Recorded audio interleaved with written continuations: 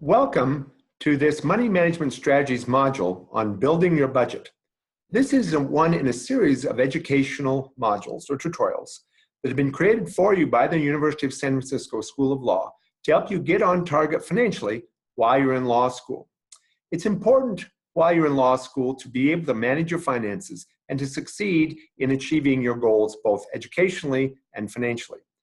And the law school is committed to helping you make sound money management decisions. So that's why they've created this series for you. In this module, we're going to talk about how to build your budget to help you develop a plan for how you will spend money while in law school. Because if you're like most law students, you're also probably borrowing money to help pay for those expenses. And the more you spend, the more you're going to have to borrow. So it just makes sense.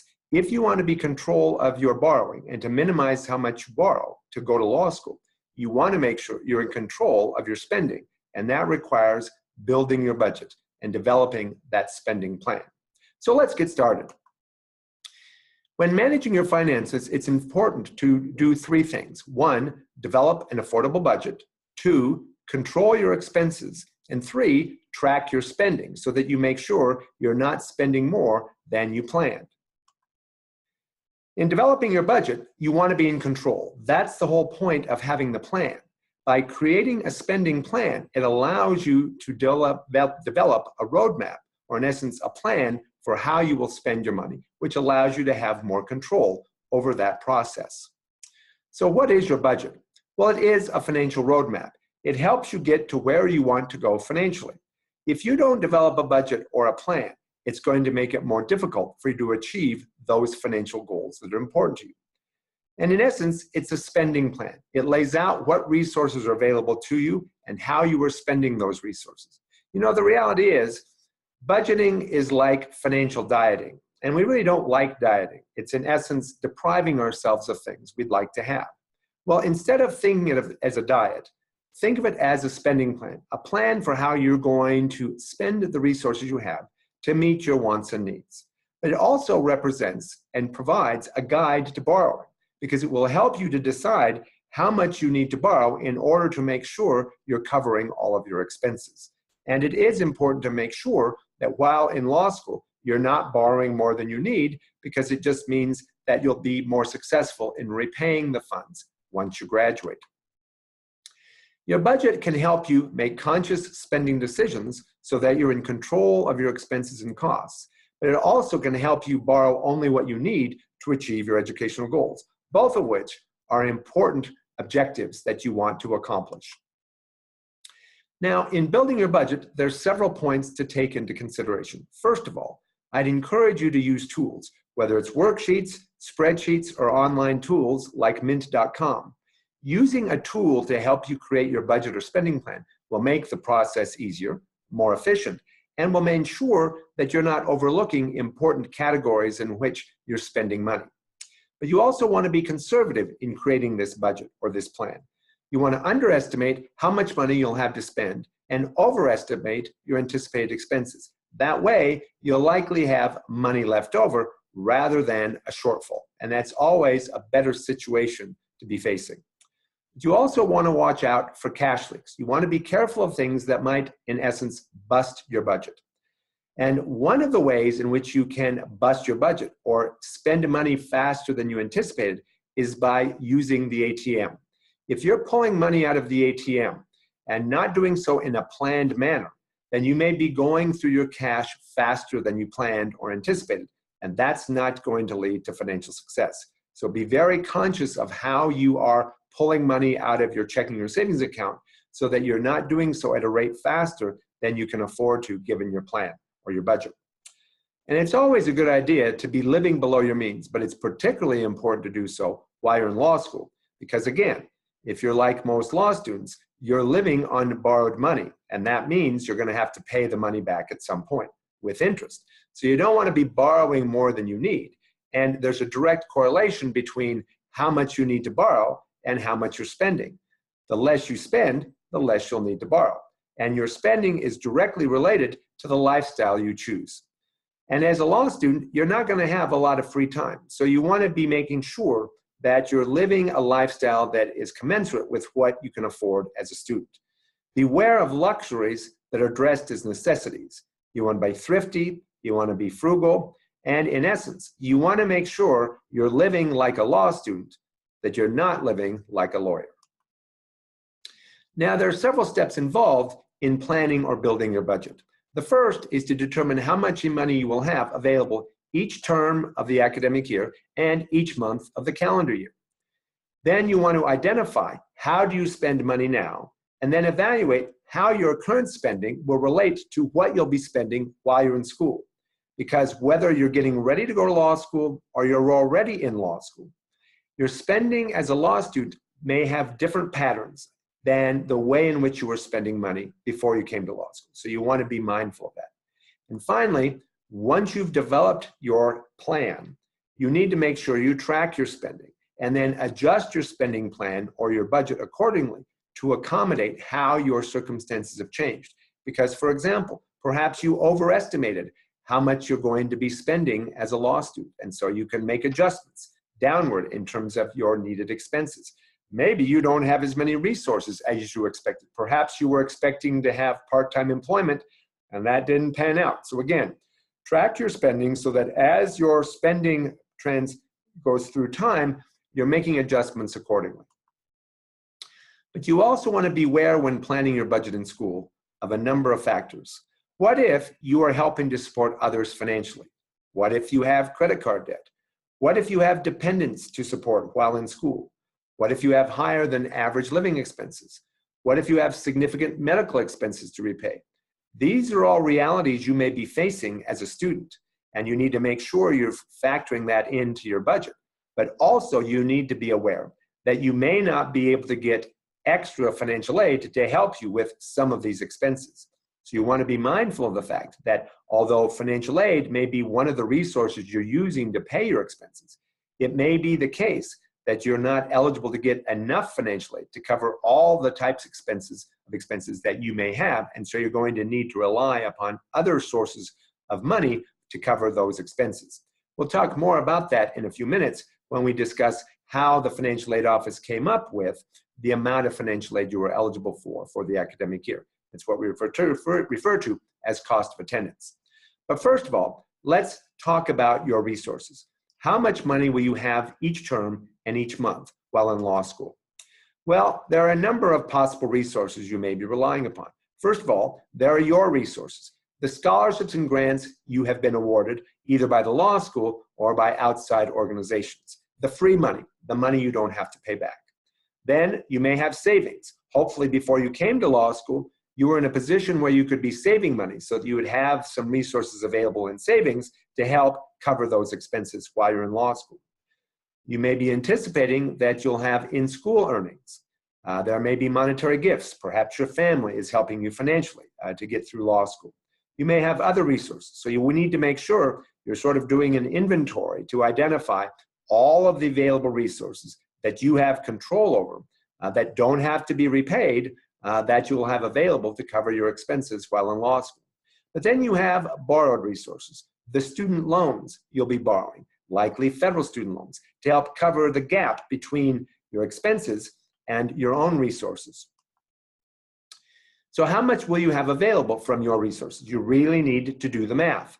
You need to identify by each resource type how much do you expect you'll have available at the beginning and throughout the time you're in law school, whether it's scholarships and grants, savings, money from family, in-school earnings, or other resources. You want to know, particularly at the beginning of each academic year, how much money do you anticipate having available to cover your expenses for that academic year and beyond. And I'd like to make a brief comment about the in-school earnings category. If you're going to be a full-time student, in your first year of law school, you're going to be strongly discouraged from working part-time because the study of the law is rigorous and it's not like anything you've studied before. And so it takes a real adjustment. And how well you perform in the first year of law school really sets the tone for how well you will do throughout your time in law school. So it's very important that you minimize distractions from the reason you're here, and that is to study the law. And part-time employment would be a distraction. So you want to assume, if you're going to be a full-time student, that during the first year of law school, you won't have any in-school earnings. Now, if you're in the part-time program, it is expected that you would likely be working at least part-time, since you won't be going to school full-time.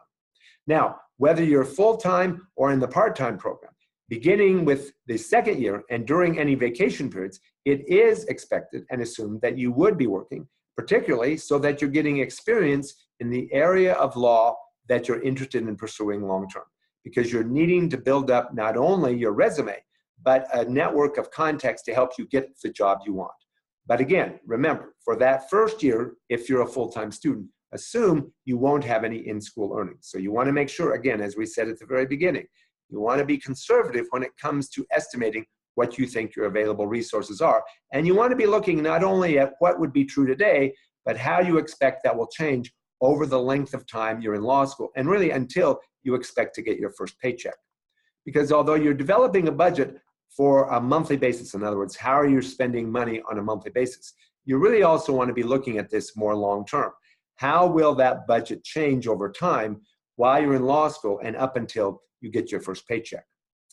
Now, you also may be wondering, in itemizing your resources, how could you increase those resources? Well, you could hopefully get additional scholarship or grant funding. So you need to be researching options for receiving additional privately funded scholarships and grants. You need, to the extent possible, be saving as much, particularly if you haven't started law school yet. But even during law school, if you have the opportunity, you're getting gifts from family and so forth, be holding on to that money, because you never know when you're going to need it.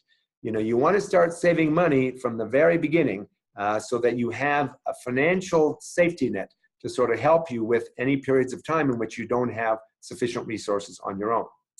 And then finally, as I mentioned, you want to evaluate the feasibility of working part-time while in school and during vacation periods. As I mentioned, if you're in the full-time program as a first-year student, it's not really feasible to be working part-time.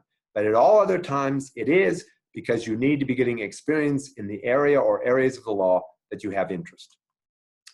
So we've covered resources. Now let's talk about spending, your spending. What are your expenses going to be? Well, I mentioned earlier this notion of cost of attendance. That's in essence the sticker price.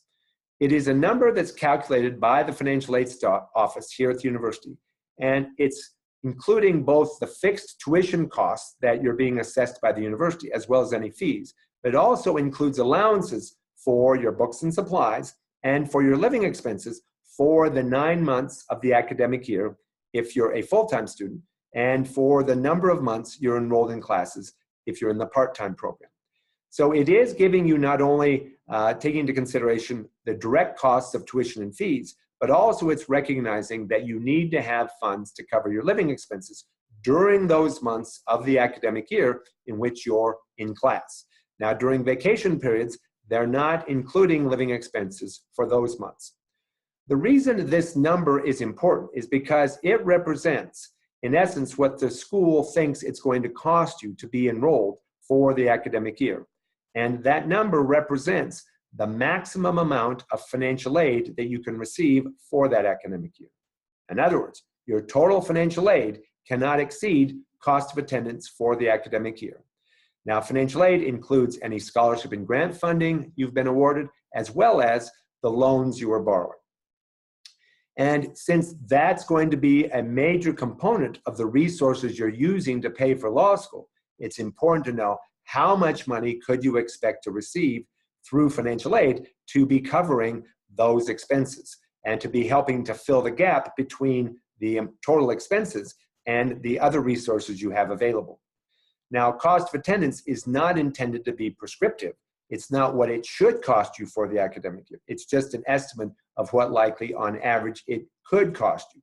Hopefully, you're going to be able to live more cheaply than the school estimates, so you may in fact find that what it's costing you, particularly in terms of your living expenses, is actually a bit less than what they've estimated. Now, it is important to look at this category of expenses. There's tuition and fees. Those are the direct costs you're charged by the university to be enrolled here at the law school. Then there's an expectation that you need to buy some books and supplies, so they give you no allowance for that. And then there's your living expenses, housing, food, transportation, clothing, and miscellaneous personal expenses. And here again, they've estimated what on average would it cost you per month to be enrolled here at the law school for the academic year. And the important thing to note is there are a couple of expenses that you might have that are not going to be included by the school when estimating your expenses. For example, under transportation, if you have a car payment, that's not something that the school can factor into your cost of attendance. Although it's an expense that you have, the federal government does not allow, through federal regulation, for them to give you extra financial aid to cover your car payment. Another example of where the financial aid office cannot include as an expense that you might have when calculating your cost of attendance, a credit card debt you may be paying back. It is clearly an expense you're going to have, but they cannot alter or adjust your cost of attendance so that you can get additional financial aid to cover that expense. So those are two examples of where having savings could be an important component of your resources to help you cover those expenses for which we know the school is not allowed to factor those expenses into your cost of attendance. You also want to note that the school has not asked you what you think you're going to be spending on your living expenses. They've come up with an estimate based upon their research on what it costs students to live here at the law school for the academic year. And you have to sort of be able to manage within what they come up with. Now, if you have extraordinary expenses, perhaps, for example, if you have dependent care costs, or if you have medical expenses that exceed what a typical student might have, you want to meet with financial aid staff to find out, can they make an individual adjustment in your own cost of attendance for that particular type of expense. But recognize that there are going to be certain types of expenses, particularly your car payment and your credit card debt, that they will not be able to make any individual adjustments. Now, the point is, cost of attendance is not what it's going to be costing you, because what you're spending on your living expenses is really a function of the choices you're making. So you really need to go through and calculate what those expenses will be. For housing, whether you're paying rent or perhaps you have a mortgage, for your utilities, electric, phone, internet, cable, etc. Now, you may be having the electric utilities provided by your landlord through your rent payment. But again, you want to make sure you're not overlooking the utilities you will have to be paying yourself. Then you may have insurance. If you have a car, you likely have auto insurance. You're going to need to have health insurance coverage. And you're either going to have to be buying it through the health insurance coverage that's provided to students through the university, or provided from other means, perhaps through your parents' plan. There may be a cost to you for that. You're going to have to be eating. You're going to need food, whether it's groceries or eating out. You want to be making sure you're coming up with what that will cost per month. What about home furnishings, household supplies, such as paper goods, cleaning products, and so forth? Then there's transportation. You may, in fact, have a car payment. If you have a car, you'll have gas, maintenance, parking, and insurance, although we've already factored the insurance in up above. If you don't have a car, or even if you do, perhaps you'll also want to take advantage of public transit, and that may incur costs. The point is, you want to enumerate those things. And also, what about traveling to and from the law school at least once a year for holiday periods and so forth? What about clothing? Now, maybe you won't need to buy any new clothing, but you have to maintain the clothing you already have. So whether it's purchase of a new clothes or just maintaining the clothes you have through cleaning expenses and so forth, you got to factor that in. Personal grooming, hair care, hygiene, cosmetics, entertainment, other miscellaneous expenses. Perhaps you have prescriptions, pet care, and so forth. You want to make sure you're not overlooking any of the things that you have to spend money on, or likely will be spending money on, either daily, weekly, monthly, or sometime during the academic year. And expenses don't all come on the same time frame. Yes, your housing expense is probably something you pay on a monthly basis. Similarly, the same is true with your utility bill. But when it comes to the other categories, they are likely not monthly expenses. They may be quarterly in the case of insurance. It could be daily or weekly in the case of all the other categories. So you want to make sure that you're figuring out over a month's period, what are you spending on all of these categories? And then you also want to extrapolate out how much will you then be spending for the academic year, for the full calendar year, and then actually even until you expect to get to the point where you now have completed all your training, you've been admitted to the bar, and you're now getting a paycheck. Because you want to make sure that in looking at your expenses, that in developing your spending plan, you'll have enough money available from the various resources that are available to you, including financial aid, to cover those expenses, not only from month to month, but until you expect to be self-sufficient because you're now working full-time, earning an income. I have a few final comments about budget planning before we come to a close. Remember, if you're borrowing loans, and the majority of law students today in fact do, so if that's the case, you're certainly not alone, remember, you are spending your future income. Now, you don't want to be spending more of that income than you need to. That's why it becomes so important to develop a plan on how you're going to spend money in law school so that you're in control of how much you're spending and therefore can make sure you're in control of how much you're borrowing. And you want to have a smart strategy. You want to have keys to success. And I think they involve the following. Stay focused on your goals. Remember why you're here. It's to get the training you need to do what you're passionate about doing with your law degree.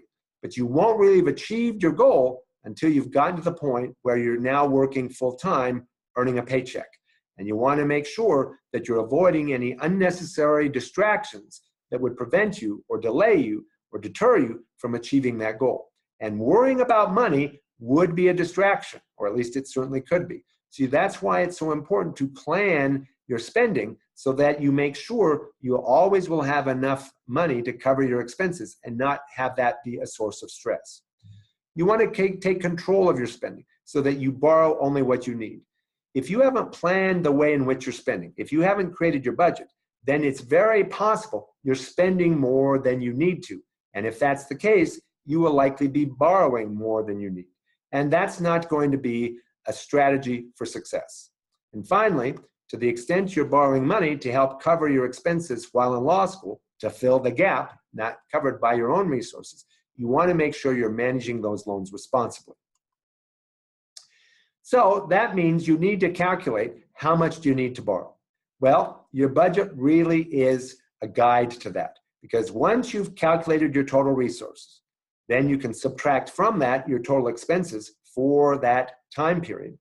And the balance, if it's negative, represents the gap you have to fill. And that represents the amount you're going to need to borrow in order to fill that gap. And hopefully that amount is equal to or less than what you're eligible to borrow. If you find that the gap is bigger than what the financial aid office has told you you're eligible to borrow, then you're going to have a problem. You're not going to have enough money available, at least through financial aid. So you'd want to make sure you get in and talk to someone in the financial aid office here at the law school as soon as possible. But don't go in with the expectation that somehow they're going to be able to get you more financial aid. They may, depending upon the reason you still have a gap. But you want to make sure that you're at least asking the question. If you find that the gap that you need to fill is equal to or less than what you're eligible to borrow, then you're all set. You don't have any issues. How can you reduce your borrowing if, in fact, you're concerned about how much you're going to be borrowing? Well, clearly, you need to figure out how can you reduce your spending, because there's a direct correlation between how much you're borrowing and how much you're spending. But another way to reduce your borrowing is to increase the available resources from other sources. Well, the most likely way you might be able to do that would be to apply for additional grant or scholarship funding. Now, doing so will not get you more money, but it'll allow you to reduce how much you have to borrow. And ask the financial aid office, do they know of organizations that provide scholarships to students? Maybe there are state and local bar associations that have scholarships. Maybe organizations that are interested in the area of law you plan to pursue are interested in providing scholarships to students who are pursuing that particular area of law. If you come from an underserved group, there are organizations that are trying to increase the enrollment of underserved populations in law school. Perhaps you can get scholarship funding from those organizations. So do your research, and that includes asking the financial aid office about what organizations might they know about that might have scholarship funding available to you.